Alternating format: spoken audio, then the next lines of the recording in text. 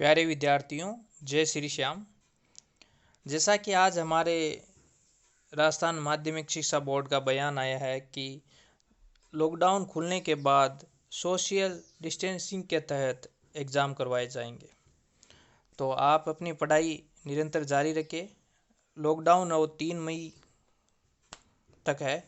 उसके बाद माध्यमिक शिक्षा बोर्ड है वो 10वीं और 12वीं के एग्ज़ाम कभी भी करवा सकता है।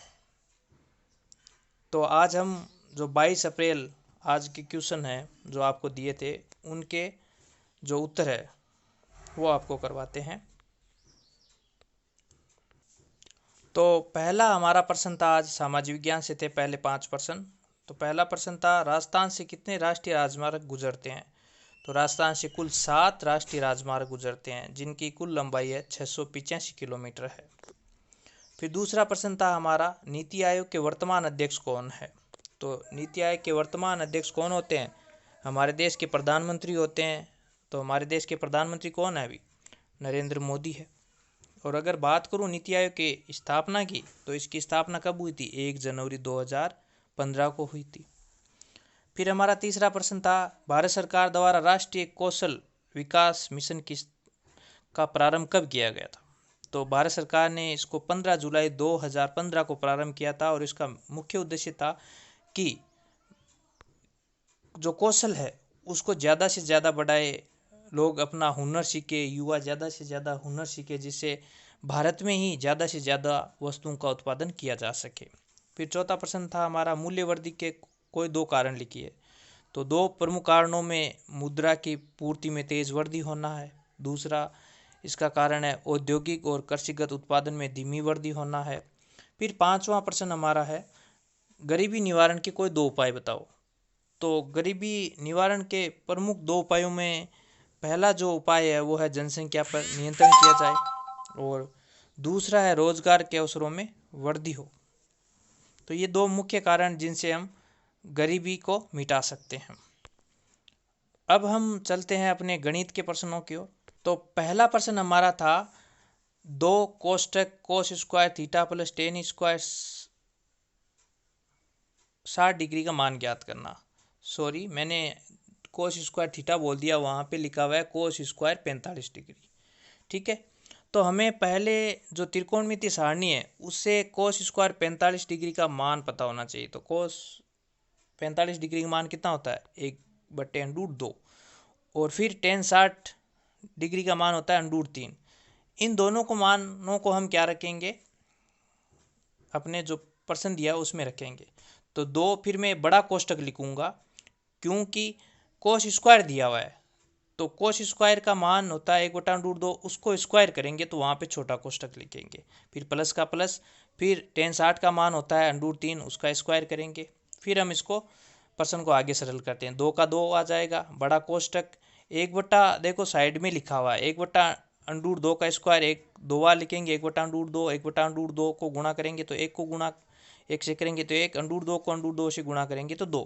तो इस प्रकार हम सरल करेंगे इसको। 2 बड़ा कोष्टक 1/2 प्लस 3/1।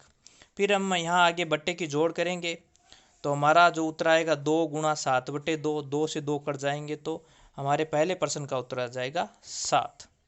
अब बढ़ते हैं अगले दूसरे प्रश्न की। दूसरा प्रश्न हमारा था, यदि tan 2a बराबर कोट छोटा कोष्टक a माइनस 18 डिग्री हो तो a का मान क्या होगा? तो प्रिय विद्यार्थियों, इसको हल करने से पहले हमें पता होना चाहिए कोट 90 माइनस थीटा बराबर टेन थीटा होता है। तो इस प्रकार tan 2a बराबर क्या हो जाएगा? Cot 90 minus 2a। फिर हम प्रश्नानुसार जो प्रश्न है हमारा लिखा, फिर हम इसमें tan 2a का मान लिखेंगे। tan 2a का मान क्या लिखेंगे? कोट कोष्टक 90 माइनस 2a, फिर बराबर कोट a छोटा कोष्टक a माइनस 18 डिग्री। फिर कोट से कोट कट गया तो क्या बचेगा? 90 माइनस 2a बराबर a माइनस 18। ठीक है, फिर हम पक्षांतरण करेंगे। a है, इसको LHS साइड में लेके आएंगे, 90 का पक्षांतरण करेंगे तो क्या हो जाएगा? माइनस और माइनस आपको पता है जुड़ता है, तो 2a और a के जुड़ जाएगा, -3a हो जाएगा, और 18 और -90 जुड़ के माइनस माइनस जुड़ते हैं, और चिन्ह भी माइनस का रहता है। फिर माइनस माइनस दोनों तरफ माइनस है, देखो लेफ्ट हैंड और राइट हैंड साइड दोनों की तरफ, तो माइनस माइनस क्या हो जाएगा प्लस।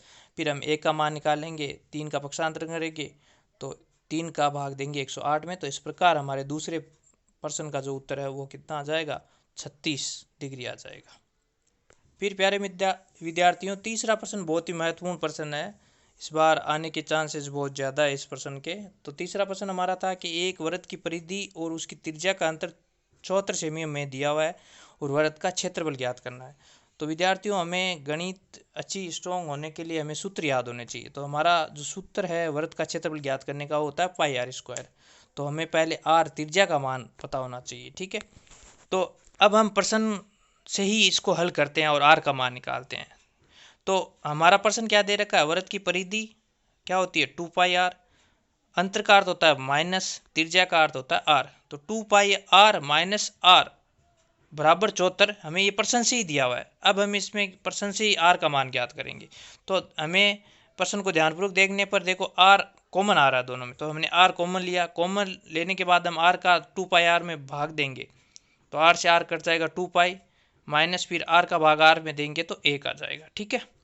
फिर हम सरल करते हैं, आर कोष्टक 2 पाई माइनस 1 बराबर 74। अब पाई का मान आपको पता है कितना मान होता है 22/7। फिर हमने यहाँ पाई का मान रखा, तो आगे हम इसको सरल करेंगे तो क्या आ जाएगा, आर बराबर 22 को 2 से गुणा किया 44/7 माइनस 1/1। फिर हम यहाँ पे बट्टे की क्या करेंगे बाकी। तो इस प्रकार हमने इस प्रश्न को सोल्व किया तो हमारा आर का मान आ जाएगा 14 सेमी। फिर अब आर का मान आने के बाद हम इस प्रश्न को आराम से सरल कर सकते हैं। वृत्त का क्षेत्रफल बराबर पाई आर स्क्वायर, पाई का मान 22/7, आर 14 है उसको 2 बार लिखेंगे, 7 के पहाड़े से 14 2 बार कट जाएंगे, फिर 22 को 2 से गुणा करेंगे 28, 28 को 14 से गुणा करेंगे। तो इस प्रकार हमारे इस तीसरे प्रश्न का उत्तर आ जाएगा 616 वर्ग सेमी लिख सकते हैं या सेमी स्क्वायर।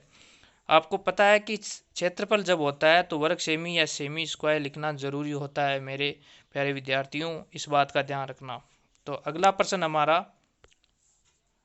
था, घन का संपूर्ण पृष्ठीय क्षेत्रफल हमें दे रखा था 486 वर्ग सेमी और हमें भुजा ज्ञात करनी थी। तो पहले हमें प्रश्न से ही उत्तर निकालने का प्रयास करते हैं कि घन का संपूर्ण पृष्ठीय क्षेत्रफल कितना दे रखा है हमें 486। तो हम इस साइड में घन के संपूर्ण पृष्ठीय क्षेत्रफल का सूत्र लिखेंगे विद्यार्थियों, 6 इंटू भुजा स्क्वायर बराबर क्या लिखेंगे 486। फिर भुजा स्क्वायर यहाँ 6 गुणा में पक्षांतर करेंगे तो इस साइड भाग में आ जाएगा, तो फिर हम 6 का भाग देंगे 486 में, तो कितना मान आ जाएगा। तो इसका उत्तर करेंगे 6 इंटू भुजा स्क्वायर बराबर 486। 6 का हम भाग देंगे 486 में, तो इस साइड में देखो भाग दिया हुआ तो कितने आ जाएंगे 81। फिर भुजा स्क्वायर बराबर क्या हो जाएगा, तो हमारा मान आ जाएगा भुजा स्क्वायर बराबर 81। फिर स्क्वायर इस साइड में आएगा तो वो आपको पता है अंडूड में बदल जाता है, वर्गमूल में बदल जाता है। फिर भुजा स्क्वायर बराबर अंडूड 81। फिर हम 81 के वर्गमूल निकालेंगे जो इस साइड में निकाले हुए हैं आपको, तो कितने आ जाएंगे 3। तो हमारे घन की भुजा का मान कितना आ जाएगा 9 सेमी। अब चलते हैं अगले प्रश्न की। तो पांचवा प्रश्न था हमारा, यदि 3, 4, 8, 5, x, 3, 2, 1 का समांतर माध्य हमें दिया हुआ है तो हमें x का मान ज्ञात करना है। ये भी बहुत महत्वपूर्ण प्रश्न है, काफ़ी बार बोर्ड एग्जाम में आ चुका है। तो अब प्यारे विद्यार्थियों, हमें इसमें कहीं पे भी बारंबारता नहीं दे रखी है। तो इस समांतर माध्य का क्या सूत्र हो जाएगा, राशियों का योग बटे राशियों की संख्या। तो फिर हम क्या करेंगे, राशियों का योग करेंगे। 3 + 4 + 8 + 5 + x + 3 + 2 + 1। तो x कभी संख्या के साथ जुड़ता नहीं है, तो इसका राशियों का योग कितना आ जाएगा 26 + x। फिर राशियों की संख्या इनको गिनते हैं तो ये टोटल कितनी है 8 है। फिर हम प्रश्नानुसार सूत्र लगाएंगे अपना समांतर माध्य का, तो x बार बोलते हैं समांतर माध्य को। तो इसका शॉर्ट में भी हम सूत्र लिख सकते हैं सिग्मा x/n। फिर हमने जो प्रश्न है हमारा जो सूत्र है उसमें हमने मान रखा, x बार का मान हमें 4 दिया हुआ है, राशियों का योग 26 + x आया, ठीक है, राशियों की संख्या 8 है। फिर हमने इनको वज्र गुणा किया, ठीक है, 1 को 26 + x से किया तो 26 + x आ गए, 4 को 8 से गुणा किया तो 32। फिर हमने 26 का पक्षांतरण किया तो x बराबर कितना आ जाएगा 32 माइनस 26 बराबर x बराबर आ जाएगा 6। तो प्यारे विद्यार्थियों, मेरा ये वीडियो आपको कैसा लगा? कृपया इस वीडियो को लाइक और शेयर ज़रूर करें और ज़्यादा से ज़्यादा अपने जो मित्र है उनको ये वीडियो शेयर करें, जिससे वो अपनी पढ़ाई को निरंतर जारी रख सके, क्योंकि लॉकडाउन खुलने के तुरंत बाद ही आपके एग्ज़ाम होने वाले हैं।